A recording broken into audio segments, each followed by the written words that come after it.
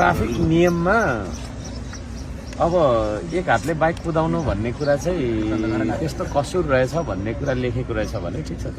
Blog बनाउनु चाहिँ गलत हो हजुर त्यही त भनेको त्यो त कसुर चाहिँ कुन दफाको कस्तो हेलमेटको कसुर कुनो चाहिँ थिएन नि मान्दैछु त्यो त लाउनु त्यसरी त कुदाउनु पाइन्न नि। ठुलो कुरा रहेछ है हेलमेटको जुन तुना हुन्छ नि यहाँ लाउने ठुलो कुरा रहेछ तपाईँ लाउनु भएन। ठुलो कुरा रहेछ। ट्राफिकले चिट काट्यो भने तपाईँ नियममा यता सुन्नु न त्यही त त्यो कुन चाहिँ कसुर हो त त्यो कसुर चाहिँ हेर्नु पर्यो त्यतिकै त्यो 500 रुपियाँको चिटकेट तपाईँ काट्नु भयो कि भएन मान्नु।